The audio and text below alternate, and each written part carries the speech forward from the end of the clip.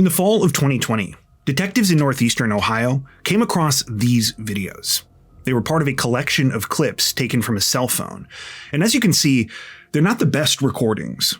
They're shaky, chaotic, and kind of hard to make out, almost like they were never intended to be taken in the first place. However, while these might look like innocent pocket recordings, the truth is that they were far from accidental. In fact, when investigators found these, not only were they incredibly disturbed by what they were seeing, they knew that they had just stumbled across a major piece of evidence related to a horrifying crime. The secret behind these videos, and more importantly, why they were recorded, is what today's case is about. As always, my name is Nigel. I run this channel with my good friend Luke, and welcome back to Crime Zone. A reminder, if you do find today's video interesting and informative, be sure to like and subscribe for more true crime stories told with a mysterious and suspenseful vibe. With that out of the way, let's dive in.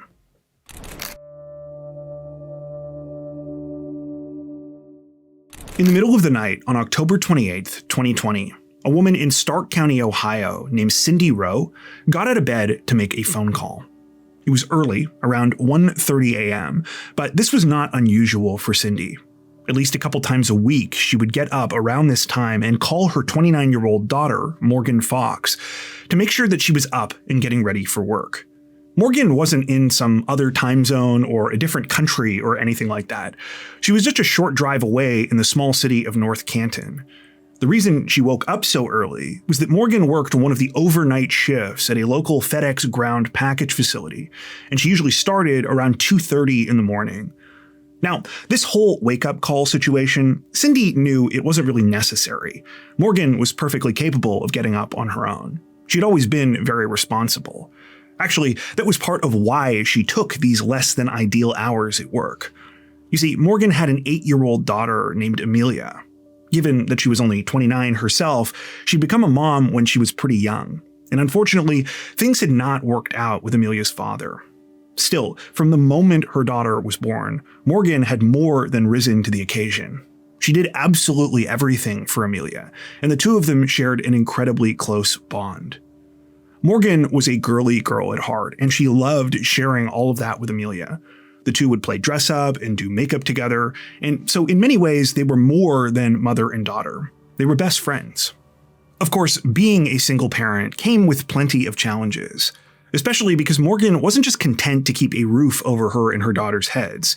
She wanted to provide the best possible life for Amelia. She wanted to make sure that as she got older, her daughter had every opportunity to follow her dreams and find success. To accomplish this, for years, Morgan had worked long hours, often balancing multiple jobs and side hustles. But that changed when she got hired at FedEx. Though Morgan started out at the bottom when she joined the company, her goal was always to move up. She'd worked hard and tried to show initiative, and recently, this had paid off. She was now a manager at the package facility, which had allowed her to quit all of her side jobs and still have a steady, dependable income. Coincidentally, this wasn't the only kind of stability Morgan had found at work. She'd also met her boyfriend there, Jason Scarnecchia.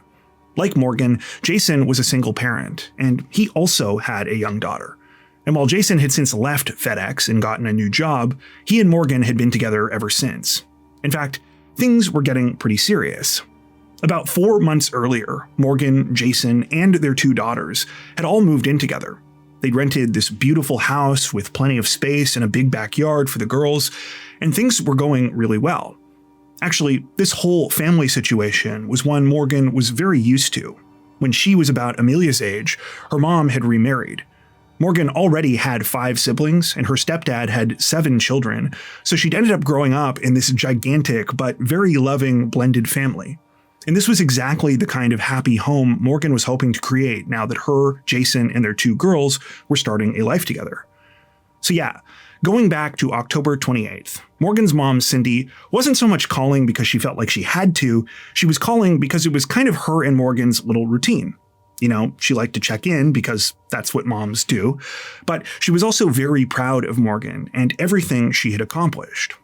Predictably, when Cindy phoned Morgan that morning, she picked up and said, "Yep, I'm already awake. I'm just getting ready for work now." The two of them talked for a minute. Morgan thanked her mom for calling, and then they said their goodbyes and went their separate ways. At the time, nothing about this conversation seemed even slightly out of the ordinary. After all, Morgan and Cindy had done some version of this dozens, if not hundreds of times before. Sadly, though, that was about to change.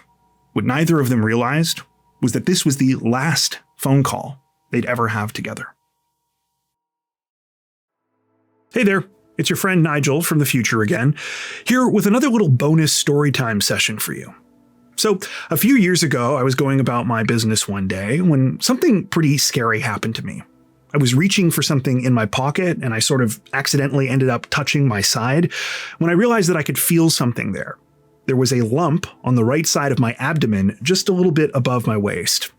Now, you may know that in the past I've talked about the fact that I can overreact a bit when it comes to potential problems with my health. So yeah, finding a strange growth on the side of my body that had never been there before, that sent me into a bit of a tailspin. So you're probably wondering, if I was so anxious about this, what did I do? Well, nothing. Absolutely nothing. For like a long time, actually. I wish I could say I had a good excuse, but the truth is, a big part of the reason I ignored the situation was because I didn't want to go through the hassle of booking an appointment with my doctor. I know, that's a really terrible reason not to take care of myself. But something that I think really would have helped is the sponsor of today's video, ZocDoc. ZocDoc is a free website where you can search and compare high-quality in-network doctors, choose the right one for your needs, and click to instantly book an appointment. And ZocDoc isn't just for one type of care. They have more than 100,000 providers across nearly every specialty, from primary care to dental care, eye care to urgent care to mental health, and more.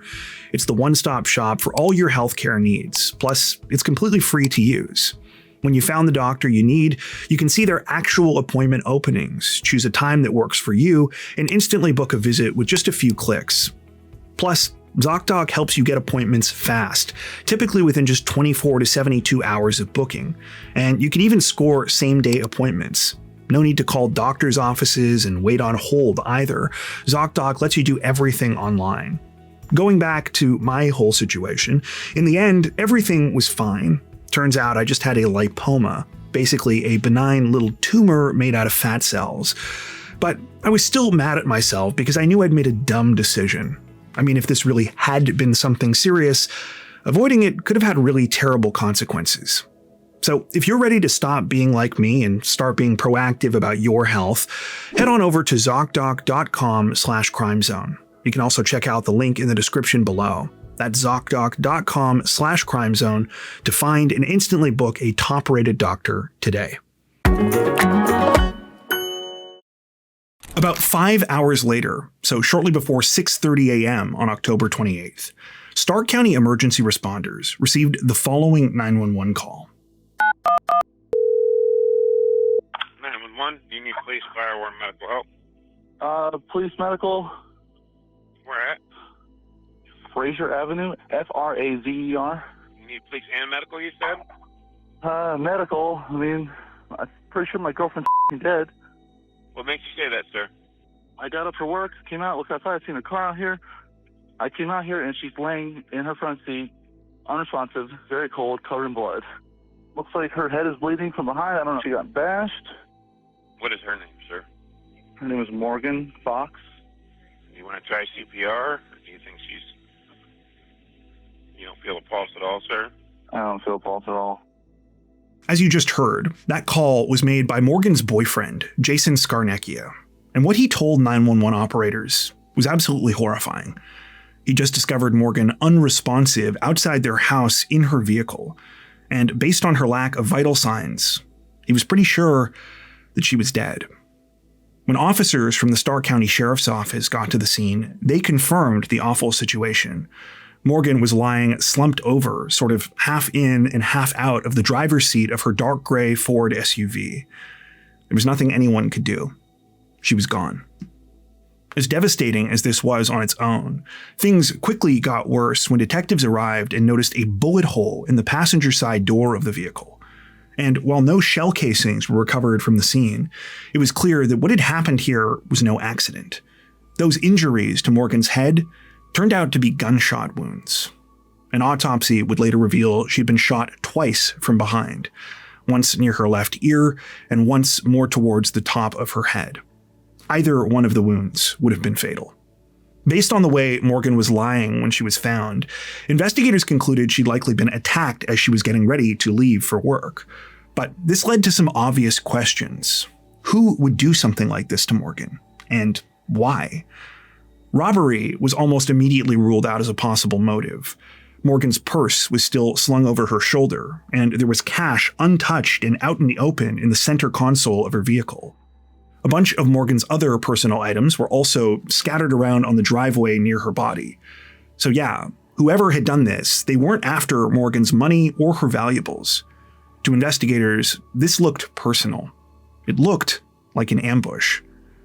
Further potential evidence of that was uncovered when detectives noticed something just past Morgan's house. There were tire tracks left in a patch of grass right next to a white fence at the side of the road. Though the tracks didn't have distinct tire impressions due to how wet the ground was that morning, it was clear someone had been parked over there. And judging from the amount of mud that had been sprayed up onto the fence, it looked like they had left in a hurry. Police wondered if this was their killer. Not only was this spot right next to the crime scene, it would have given the person who was parked there a view of Morgan's house and SUV while still remaining kind of hidden by the fence. As useful as all of these clues were, though, detectives were worried that this was going to be a challenging investigation. And that's because of something I haven't specifically told you about yet, but which you might have already noticed from the crime scene photos. It had been raining quite a bit that morning, so any physical evidence, there was a good chance that had been washed away by now. Especially because, remember, Morgan had been killed while she was on her way to work, which would have been somewhere between 2 and 2:15 a.m. By the time police were called and were able to start processing the area, it was around 7 a.m. So everything had been sitting out exposed to the elements for roughly 5 hours. That being said, authorities still had one major thing going for them. You see, among the items on the driveway was Morgan's cell phone. This was taken to the crime lab in the hopes that data on the device might offer additional leads. In the meantime, though, there was one other obvious place for investigators to start. They needed to speak more with Morgan's boyfriend, Jason Scarnecchia. Given that Jason was Morgan's boyfriend, and he was the one that first alerted police to her murder, authorities were eager to talk to him. They already had some basic information from him about what had happened that morning, but they asked him to come down to the sheriff's office for further questioning. They also asked if they could have a look at Jason's cell phone. Jason agreed to both requests, and during his interview with detectives, he gave them a more detailed rundown of what had happened in the lead-up to the crime, starting with the previous night. Jason explained that evening, so October 27th, Morgan dropped off Amelia at her mom's place. This is something she usually did on nights where she had a shift early the next morning. And he said, as far as he was concerned, Morgan was acting completely normal when she got back home. They didn't really do much else that night because Morgan had to get to sleep, and Jason estimated they were in bed around 9:30 p.m. Around 1:30 a.m., Morgan woke up like she always did and started getting ready for work. Jason said he kept sleeping because he didn't have to leave the house until a few hours later. When he finally got up, it was after 6 a.m., and he assumed Morgan had long since left. Jason said that only changed when he went downstairs. As he was making breakfast, he happened to glance out the window, which is when he noticed Morgan's SUV was still in the driveway. He went out to see what was going on, which is when he realized something terrible had taken place. He said he called 911 right after. At this point, detectives pivoted to some more general questions about Jason and Morgan's relationship. They asked him, how long have you been together? What were things like between you? Were there any problems? Stuff like that. Jason explained that he and Morgan had been together for a little over a year. They'd started dating shortly after they met in the summer of 2019, and things had been going well. They had their issues, just like anyone, but nothing major. I mean, they were living together and were in the process of merging their families, so it was a serious relationship. Of course, detectives weren't just asking this because they were curious. They wanted to know if Jason had something to do with Morgan's murder, and already there were a few things that were standing out to them. For starters, there was Jason's overall demeanor, both during the 911 call and after police arrived at the scene. To investigators, he seemed oddly calm, almost deadpan, despite the fact that his girlfriend had just been killed. Now, obviously, police realized this could have been shock, but there were other unusual things as well. For instance, they thought it was strange that Jason hadn't heard either of the gunshots that morning. And his behavior right before leaving the house, it also felt a little strange. You see, when Jason was asked to come down to the station for an interview, he was barefoot, and he asked if he could get a pair of socks before he left. Detectives said that was fine, but the house was now a crime scene, so they couldn't let him just walk through on his own. An officer would have to go with him and would have to be the one that actually retrieved the socks from his room. Upon being informed of this, Jason suddenly changed his mind, saying he didn't want the socks anymore. It made detectives wonder, was there something Jason was trying to hide, or something he didn't want them to see? On a similar note, by this point in the interview, other investigators had started going through Jason's phone, and when they did, a couple of messages stood out to them, particularly a conversation between him and Morgan from a couple of weeks prior. It appeared to be about an argument they'd had that turned violent. Now, from the messages, it seemed that Morgan was the one who'd hit Jason, but still, police had to consider all possibilities, especially because some of the messages were quite heated. In one, Jason wrote, quote, "You swinging on me is unforgivable."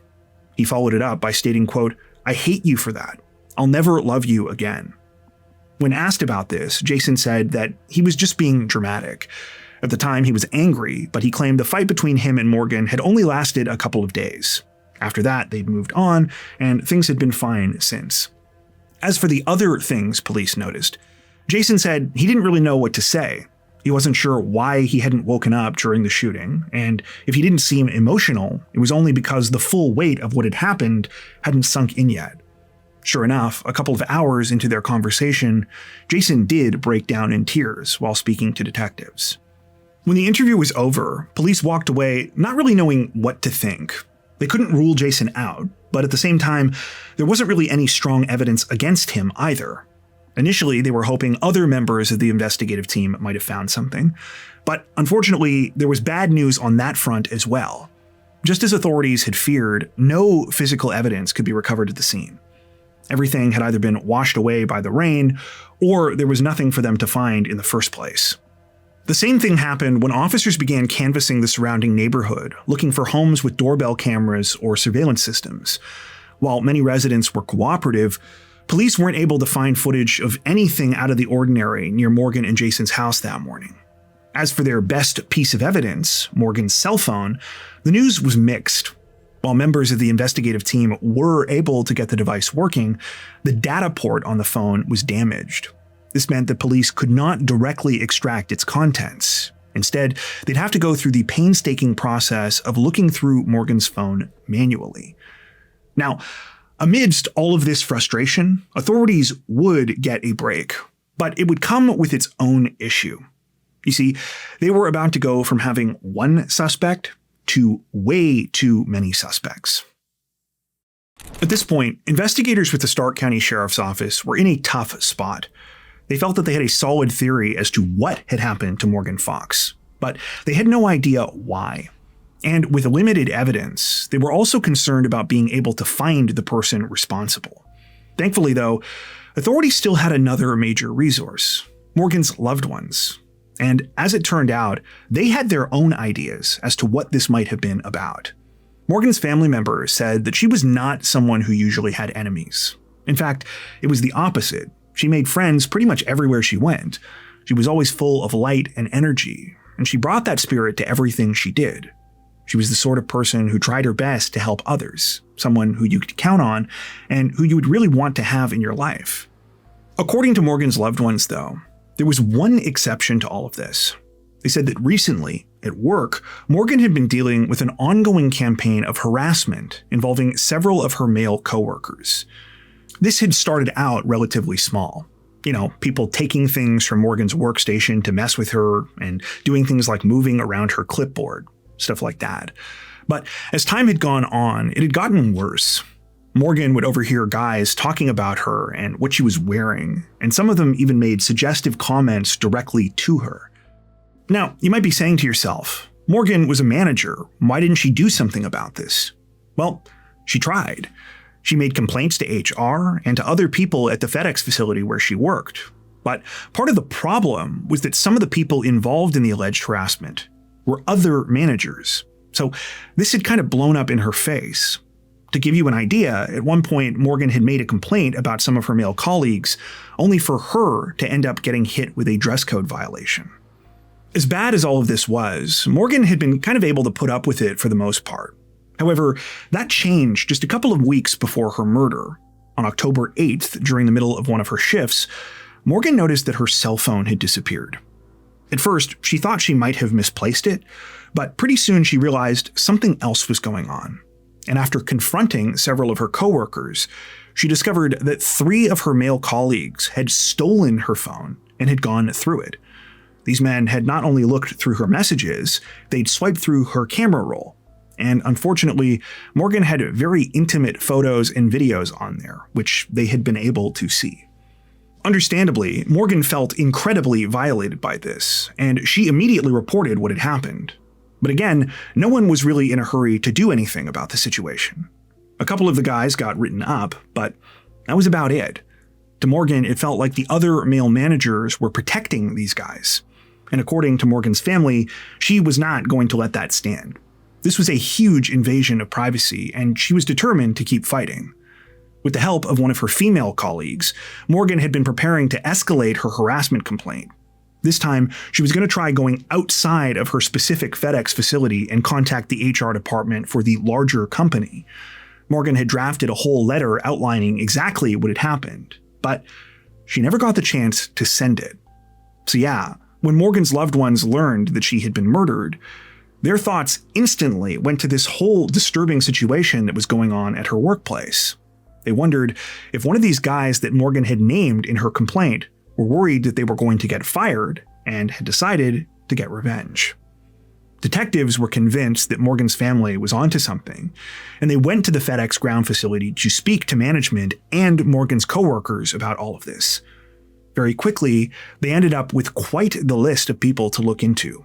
Basically, anyone who was involved in the alleged harassment Morgan had been experiencing was considered a potential person of interest. However, authorities decided to specifically start with the 3 guys that stole Morgan's cell phone on October 8th. When they did, it wasn't long before one of those men stood out. His name was Jason McDermott. Now, since Jason is also the name of Morgan's boyfriend, for the sake of clarity here, I'm going to refer to these guys as Jason 1 and Jason 2 from here on out. Jason 1 is going to be Jason Scarnecchia, and Jason 2 is going to be Jason McDermott. Anyway, Jason 2 first came to the attention of police because he was the one who actually had Morgan's cell phone on October 8th when she finally got it back. What you're watching on screen right now is surveillance footage from that morning showing Morgan confronting Jason 2 in the building's Sort Tower. At first, Jason tried to lie about having the phone, but as you can see, he eventually hands it over. Detectives asked Jason 2 to come in for an interview, to which he agreed. But when he was asked about the situation, he said that police had it all wrong. Yes, he had Morgan's phone that morning, and he realized that it looked bad, but he wasn't the one who took it. He was friends with Morgan, and he was actually trying to help her. She had misplaced her phone somewhere, couldn't find it, and she asked me if I could help her locate it. One of the QAs, he had the phone in his possession. He handed me the phone. I saw her shit was open. I regrettably looked through a few of her files. She said, yeah, I saw one where she was in her brown underwear, and I was like, okay. As soon as I saw that, I clicked out of it because like that wasn't our relationship. She's upset with me, as she should be.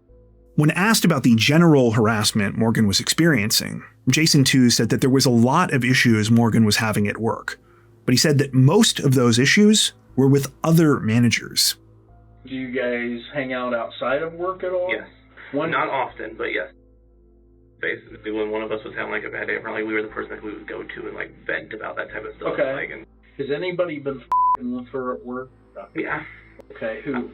She's been having issues on the morning shift with a lot of people. Manager who's below Dan but above the rest. But he would deliberately go out of his way to cause issues for her at work. He yelled at her all the time. This was interesting because it tracked with some of what police had already heard about the managers at FedEx being a large part of the issues Morgan was facing. But since detectives also knew that Morgan's boyfriend, Jason 1, had previously worked there, they took this opportunity to ask about him as well. Did he ever tell you anything or confide in you in personal stuff at home? Yes. Between her and Jason? Yes. They were having a lot of issues lately. Did she ever say anything ever physical between them? Often I would see her post like something on her Snapchat where it's like you could tell something was wrong. Who can you guarantee me didn't have anything to do with shooting her? Jason. Jason can be many things, but he's not that kind of person. Like, he legitimately cared for Morgan. Jason 2's response didn't really convince investigators one way or the other, and they kind of felt the same way about Jason 2 himself. His story about just wanting to help Morgan, it could have been true, but he still admitted he'd gone through her phone. And other coworkers made it clear that Morgan had been very upset at Jason 2 specifically over what had happened. Whatever friendship the two of them had had before, that ended after the October 8th incident. And that was important, because several of the FedEx employees said that they thought Jason 2 had a thing for Morgan. Did you and her ever talk about any type of romantic thing? No, that just wasn't a relationship we had. I loved her, but it was never in a romantic way. Certain people were telling me that you did like her, and maybe you did want a little more than a friendship. To me, that's a little odd that you say There was a point I was contemplating if I had feelings for her. Okay. I'll say that. Okay. But after some time thinking about it, I realized, no, that wasn't the right kind of feelings. I was thinking it, and I said, after doing enough thought about it, no, it's not that kind of love. So what I'm trying to figure out is, it's obviously somebody that knew her. One of the alternatives or the scenarios that I'll tell you is that you did want more, and you were trying to get more, and you were off that she wouldn't give it to you. That's a scenario. Right. Am I wrong on that? Yes. Is that a wrong scenario? It's a wrong scenario. It is. Yes. Once again, detectives didn't really know what to make of this. But just like they had with Jason 1, they asked to look through Jason 2's cell phone. He agreed, and the contents of the phone were downloaded. Of specific interest to investigators was the geolocation data on the device from the morning of the murder. However, when they looked at it, it showed that Jason 2's phone was nowhere near Morgan's house at the time that she was killed. The device was at Jason 2's apartment from about 4 in the afternoon on October 27th, right up until 2:48 a.m. on October 28th, when he left for work. This was confirmed by surveillance cameras at FedEx, which showed Jason 2 arriving and clocking in just before 3 a.m. Further surveillance and statements from coworkers established that Jason 2 had worked his usual shift, that nothing about his demeanor was out of the ordinary, and that he'd clocked out at the normal time. Obviously, this looked good for Jason McDermott, but police weren't ready to rule him out just yet. At the same time, though, they knew they had a long list of other potential suspects they needed to look into, so they shifted their focus. I mentioned before that there were 2 other people directly involved in stealing Morgan's phone. Well, one of them also had a potential motive. It turned out this guy was romantically interested in Morgan and had sent her a bunch of texts expressing his feelings. Morgan had shot him down, though, basically saying, "I have a serious boyfriend, we live together, you know that." The guy was questioned, but not much became of this lead. He explained to police that he backed off once Morgan was firm with him, and this seemed to be reflected in the text messages between them. The other guy involved in stealing Morgan's phone was likewise questioned, but he had a solid alibi for the time of the murder. Actually, so did everyone police spoke to at the FedEx facility. One by one, pretty much all of the names of Morgan's colleagues were crossed off as potential suspects. Even that manager that Jason 2 told them about that had really been behind a lot of the workplace harassment. So, where did this leave investigators? Well, by the time they were done eliminating people, there were just 2 names left on their list: Jason Scarnecchia and Jason McDermott. But which one of them was actually responsible for Morgan's murder, and why? Detectives weren't sure, but they had a feeling that if they were going to solve this case, the answers they were looking for were going to come from the digital evidence they had collected so far. They were about to be proven correct, though the truth was both more strange and more horrifying than they had ever imagined. So yeah, investigators were now zeroing in on the 2 Jasons, looking for anything incriminating they might have missed the first time. Luckily, by this point, they also had something that was proving to be a major help. They finally had enough time to go through a lot of the contents of Morgan's cell phone, and what they were finding was very illuminating. Let's start with Jason 1. Well, as I told you before, detectives were initially quite concerned when they saw that conversation between him and Morgan where he talked about her hitting him. But as they began to go through more of the messages and they saw more of their relationship in context, they could tell that this was an outlier. It became very clear to police that while Morgan and Jason 1 had arguments like any couple, for the most part, they were happy. More importantly, there was nothing that suggested Jason 1 had any motive to want Morgan dead. Now, you might be saying to yourself, what about all that stuff I mentioned before? Jason's lack of emotion right after the killing, him not hearing the gunshots, and his weird behavior about the socks before leaving the house. Well, as I said before, police had already considered the possibility that Jason was in shock at the time of the 911 call. I mean, he just found his girlfriend brutally murdered, and he'd only just gotten out of bed. And he did end up becoming quite upset and emotional towards the end of his police interview. In terms of not hearing the gunshots, well, it turned out Jason wasn't alone there. No one else in the neighborhood that police spoke to during canvassing had heard them either. And as for the strange behavior at the house, investigators figured out what that was about when they got a search warrant for the property. When officers looked in Jason 1's sock drawer, they found a small bag of weed. So yeah, this is why he didn't want them going in there. The more investigators looked into Jason 1, the more of these kinds of things they found. Stuff that might have initially looked suspicious, but which upon second glance had very reasonable explanations. However, the same could not be said for Jason 2. In fact, it was entirely the opposite. Circling back to Morgan's cell phone, when police looked at her messages with Jason 2, they felt like they got a much better understanding of what their relationship was actually like. And it completely contradicted what Jason 2 had previously told them. Despite his claims that he didn't have romantic feelings for Morgan, his behavior suggested otherwise. To detectives, Jason 2 seemed like that classic friend-zoned guy who wanted something more, but who couldn't take the hint. He would find any reason he could to text Morgan, using things like offering to buy her food and drinks while they were at work as an excuse to message her. Even so, the conversations between Morgan and Jason 2 had been mostly friendly. That was, until that incident on October 8th. When Morgan found out that Jason 2 had not only been involved in taking her phone, but had lied to her about it, she told him she didn't want anything to do with him anymore.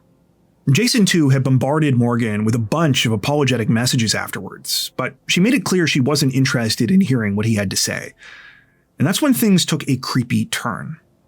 On October 24th, so just 4 days before Morgan was murdered, she took a trip across the state to visit some family members. While she was there, she received another text from Jason 2. It read, quote, "How's Columbus?"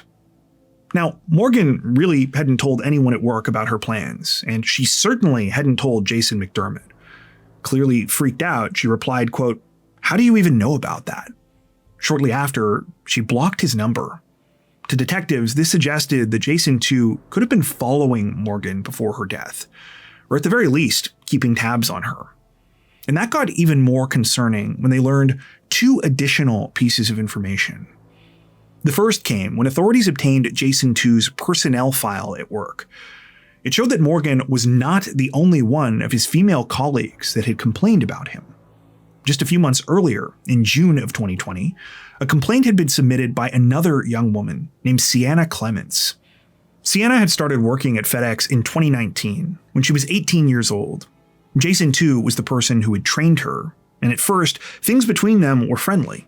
To the point that when Sienna lost her driver's license due to a traffic violation, she ended up asking Jason 2 if he could give her rides to work. Jason 2 had been more than happy to do this, and this had gone on for a few months. But as soon as Sienna got her license back and no longer needed Jason 2's help, his behavior changed drastically. Jason 2 started obsessively liking and commenting on every one of Sienna's posts across all of her social media accounts. If his interactions went unnoticed, he'd move on to inundating her with direct messages instead. Sienna asked Jason to cool it, but no matter how many times she did this, he wouldn't leave her alone. Then one day, things escalated even further. When Sienna was at an appointment, she looked out the window and saw Jason 2 sitting there in his car, just watching her from the parking lot outside. He had not dropped her off, nor was there any reason for Jason 2 to have known that she was there. After this, Sienna filed that complaint I mentioned, but just like with Morgan, nothing was really done. Instead, about a month later, Sienna was called into a manager's office and was told she was being let go. The second thing that detectives learned was even more unsettling. It had to do with Jason 2's behavior after Morgan's murder. Morgan's family members said that a couple of days after the crime, a vigil was held for her by some of her coworkers. This was done without the family's knowledge, even though the event took place right outside Morgan's house. Morgan's mother, Cindy, only found out about what was happening as she drove Amelia back to the residence to pick up some of her things. Obviously, being caught off guard by the surprise vigil was upsetting enough, but what happened next was even worse. As they were walking back to their vehicle, getting ready to leave, out of nowhere, Jason 2 showed up. Before Cindy could even really take in what was happening, Jason 2 had gone around and wedged himself into one of the passenger side doors as Amelia was getting in. Jason 2 proceeded to hand Amelia a small stuffed animal and said that he never wanted her to forget him. He was also touching her hair and telling her how beautiful she was, and just generally acting very creepy. This whole time, Cindy was yelling at Jason to get out of her car. However, Jason completely ignored her. Cindy and Amelia were only finally able to leave after another guy Jason 2 was with came up and physically pulled him away and said, hey, it's time to go, man. As crazy as this was, it wasn't even the first bad experience Cindy said that she'd had with Jason 2. The reason she knew who he was at all was because of another incident a couple of months earlier. That past August, shortly after Morgan and Jason 1 had moved into their new home, Morgan had a birthday party for Amelia there. She'd invited a few coworkers, and Jason 2 was one of those who'd attended. Cindy said that for pretty much the entire party, it seemed like Jason 2 was following Morgan around. He was also introducing himself to other family members just as Jason, which was confusing people since this was also the name of Morgan's boyfriend. Cindy explained that she felt like Jason 2 was doing this on purpose and wanted people to think that he was actually with Morgan. To top this all off, Morgan's family members brought detectives' attention to a Facebook post that Jason 2 had written a couple of days after the murder. The post was supposed to be a tribute to Morgan, but really it was just paragraph after paragraph after paragraph about Jason 2's grief and about how supposedly special his relationship with Morgan was. Again, this is a guy who was a coworker who had sort of been friendly with her, but who otherwise was really not a big part of Morgan's life. And remember, at the time of Morgan's death, they weren't even speaking anymore. It all seemed very strange. I wish I could tell you that this was the most disturbing stuff authorities found out about Jason 2, but unfortunately, it's not. You see, everything we've covered so far, it was nothing compared to what detectives discovered when they started sifting further through the data they'd collected from his phone. As I mentioned before, when police initially downloaded the contents of the device, they were primarily interested in looking at his location information. But as they learned more about how Jason 2 seemed to be lying to them about the nature of his relationship with Morgan, they began digging deeper. And that's how they found out that Jason 2 wasn't just romantically interested in Morgan Fox. He was completely obsessed with her. I told you that Jason 2 had been relentlessly texting Morgan after the October 8th incident with her cell phone. Well, she wasn't the only one he was talking to about the situation. He was messaging basically any coworker who would listen to him, complaining about how Morgan wouldn't talk to him and begging them to try and apologize on his behalf so that he could get back into her life. It wasn't until detectives started going through Jason 2's photos and videos, though, that they understood just how deep his obsession with Morgan was. You see, in his library were dozens and dozens of clips and images that he had saved from her social media accounts. Many of these had been secretly recorded with a third-party app that Jason 2 had on his phone, so that Morgan wouldn't know what he was doing. While we're on the subject of secret recordings, it turned out that at some point, Jason 2 had no longer simply been content with taking the stuff that Morgan uploaded herself. That's when he began making his own recordings of her without her knowledge. This also brings us to those clips I showed you at the beginning of this video. These are some of Jason's secret recordings. Though the vast majority were taken when the two of them were at work, this one in particular is special. This is Jason 2 filming Morgan without her knowledge inside her own home. Now, this all would have been horrifying enough on its own, but somehow it still got worse. And that's because of what Jason 2 was using Morgan's photos and videos for. While searching through all of his cell phone data, authorities discovered Jason 2 had a Skype account that he was using to communicate with another man. The man himself wasn't all that important, but through reading their conversations, it became clear that Jason 2 had built up this elaborate fantasy life, one where he and Morgan were in a relationship. This is where things get particularly strange, because it seems Jason 2 was also pretending to be a woman in a same-sex relationship during these chats. He went by the username just_Monica69 and would send the photos and videos he'd stolen from Morgan to back up his claims that she was his girlfriend. You know, along with a lot of graphic descriptions of things he said that they did together, which of course never actually happened. So yeah, it's safe to say that at this point, detectives were convinced they'd found the person responsible for Morgan Fox's murder. But they knew they were going to need more than just some deeply unsettling and invasive photos and videos if they were going to prove it. They needed to link Jason McDermott to the actual killing. Well, luckily, they were about to do just that, and it would happen when they made a very important connection. I've talked a lot so far about how there really wasn't any hard evidence at the crime scene, and that's true. But what you might also recall is that there was one pretty interesting detail that investigators noticed there very early on. Those tire tracks and all of that mud on the fence right near Morgan's house. Well, after learning that Jason 2 drove a blue Ford Focus hatchback, authorities decided to take some measurements of the tracks and compare them to his vehicle. And wouldn't you know it, they were a match. The tire width, the depth, the wheelbase, they all lined up. Now, this wasn't exactly a smoking gun on its own, but it got detectives thinking. When they'd had their initial conversation with Jason 2, his car was extremely clean. Like, clean enough that it looked like it could have just been washed. Which was strange, because remember, it rained quite a bit on October 28th. So why would you go out and wash your car? You know, unless maybe it was covered in mud. Sure enough, when police started doing some digging, they were able to obtain this surveillance video from a Sheetz gas station close to the FedEx ground facility where Jason 2 and Morgan worked. It revealed that immediately after finishing work on October 28th, the first thing Jason 2 did was get a car wash. As you can see, the footage shows Jason 2 driving through the automated wash, at one point stopping and going back through a part of it a second time. This section was the area equipped with sprayers meant to clean the wheels of your car. It seemed that Jason 2 was quite determined to make sure his wheels were as clean as possible. In fact, here he is again right after the car wash, checking to make sure there's nothing on them. You might be wondering though, what about the cell phone location evidence? Didn't that show that Jason 2 was at his apartment at the time of Morgan's murder? Well, yeah, that's what police initially assumed as well. But in reality, all that actually proved was that Jason 2's phone was at home. And given how much of a capacity he had shown for deception at this point, detectives now believed he was smart enough to know that they would check his location history and that he needed to leave the device behind. Unfortunately for Jason 2, what he didn't count on was how thorough of a job authorities would do when looking for surveillance video.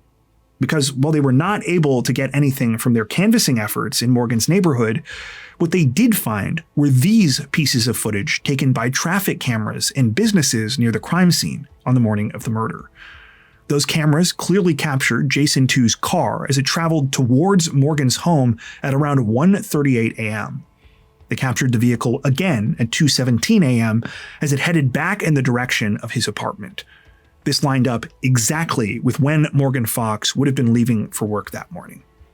If there were any remaining doubts about Jason 2's guilt, those went away when detectives seized his vehicle and brought in a police dog trained to detect explosive materials. When the dog was allowed to sniff around, it alerted near the interior driver's side door. Police were convinced that the dog was smelling leftover gunshot residue from the murder weapon. As for where that weapon had come from, authorities had a good idea about that as well. You see, Jason 2's dad owned a sizable collection of guns, one of which was a revolver of the same caliber that had been used to kill Morgan Fox. The gun was tested, and it couldn't be 100% proven that it was the murder weapon. However, it couldn't be excluded either. Interestingly, too, even Jason 2's own parents later admitted that he'd come over to their house the same afternoon as the murder, which would have given him an opportunity to put the gun back before anyone noticed it was missing. Strangely, Jason 2 said the reason he was visiting that day was to drop off a belated birthday present for his mom, even though her birthday was 3 months earlier in July. Putting all of this together, Stark County investigators felt that they now had a strong case. They arrested Jason McDermott on November 4th, 2020, exactly a week after Morgan's death. When the case went to court the following spring, Jason 2 denied everything, claiming that he was an innocent man who'd been wrongfully accused. A major focus of his defense team was casting suspicion back on Jason 1, suggesting that he and Morgan were in a toxic relationship and that he killed her because Morgan was actually planning on leaving him. However, Morgan's loved ones said that there was absolutely no truth to this. Instead, they testified to all of the disturbing behavior Jason 2 had exhibited both before and after the murder. The prosecution likewise argued that Jason 2 was obsessed with Morgan. They pointed out how he had stalked her, harassed her, and invaded her privacy, all in the service of this deluded fantasy that one day she would want to be with him. They argued that, in the end, the crumbling of Jason McDermott's fantasy is what had caused him to finally snap. When Morgan cut him off and ended their friendship after she found out he'd violated her trust and gone through her phone, Jason could no longer pretend that there was the possibility of a romantic future. So instead, he decided to get revenge. On the morning of October 28th, 2020, Jason McDermott drove to Morgan's house under the cover of darkness, making sure to leave his cell phone behind so that it couldn't be used to place him at the crime scene. Once there, he parked out of sight by the fence and waited for Morgan to leave for work. As she walked outside and started heading towards her SUV, Jason ran up behind her. He shot her twice in the back of the head, fled in his car, then went to work as if nothing had happened. In the days that followed, Jason painted himself as a grieving friend, a nice guy who was always there to help and who only wanted the best for Morgan. When the trial was over, the jury ultimately sided with the prosecution, and Jason McDermott was convicted of aggravated murder and menacing by stalking. At the sentencing in April of 2021, there was no shortage of gut-wrenching statements made by Morgan's loved ones, but by far the most heartbreaking was the one made by her daughter, Amelia. I want to play some of that statement for you now, because not only was Amelia incredibly brave for facing her mother's killer, but she wrote these words herself. I wish she could see me graduate from high school. I wish she could see me get married. You made it so she can't do any of these. I thought monsters weren't real, but you proved me wrong. You hurt so many people. You hurt me and the people I love. You ruined your own life because of how much of a bad person you are.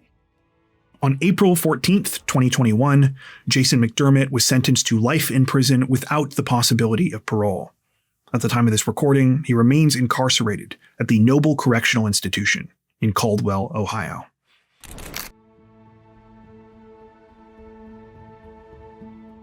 Even after going through the unimaginable pain of losing Morgan, as well as Jason McDermott's full trial, her family felt that their fight for justice still wasn't quite over. After learning the full details of what had happened to Morgan at work, and how little had been done to address it despite similar claims from others, they decided to file a lawsuit against FedEx. In that lawsuit, Morgan's family accused the company of looking the other way and refusing to do anything when they knew that there was harassment taking place. At the time, they told local news outlet, the Canton Repository, quote, FedEx allowed a toxic culture in which an individual with a documented history of stalking his female coworkers was permitted to foster his deadly obsession with Morgan. They also protested outside the facility where Morgan worked, with Cindy telling reporters, quote, we're here simply to let FedEx Ground know that bullying and harassment have no place in a working environment, and if management had done their job correctly, my daughter would still be alive. FedEx eventually reached a $4 million settlement with Morgan's family, with about half of that sum being placed into a trust for Amelia for when she gets older. And while no amount of money can ever undo the damage that was caused here by Morgan's loss, in a way, it means that she was still able to provide for her daughter, even if it was never in the way that she imagined or intended. Just FYI, according to the latest available reports, Amelia is now being raised by Morgan's mom. To finish, I wanted to point out that while Morgan's loved ones have never shied away from sharing her story or fighting to get justice for her, they have been adamant since the beginning that they do not want her to be remembered simply for how she died. In an interview shortly after the case was solved, one of Morgan's sisters, Megan Barrett, summed it up this way, saying, quote, "She was a total badass. I want people to remember her for who she was. And that was a very kind, very nice, generous person. She was never mean to anybody. She was not hateful. And as things go forward, I want people to remember her for that, and not as somebody who was murdered." Hey there. Before you take off, we'd just like to take a second and say that we really appreciate you sticking around to the end of the video. Luke and I are so grateful for our incredible Crime Zone community, so thank you for being a part of it. If you want to help Crime Zone continue to grow, one of the easiest things you can do is leave a like on this video and consider subscribing. Be sure to hit that notification bell as well and select all notifications to stay up to date with our latest releases. If you're looking for additional ways to support the channel, there are a couple of options. We've got a thriving community over on Patreon, where you can get ad-free and early access to all of our content, as well as 4 additional stories per week for each of our Crimes of the Week and Crimes of the Week International videos. Head over to patreon.com/crimezone to learn more and to meet some of the awesome people whose names are currently on screen. If that isn't your thing, we've also now launched channel memberships so you can join directly here on YouTube.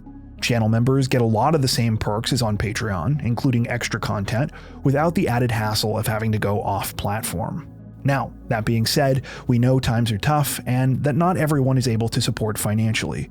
Regardless of your situation though, we want you to know that we truly appreciate every like, sub, share, and comment that you send our way. Once again, thanks so much, and we hope to see you soon.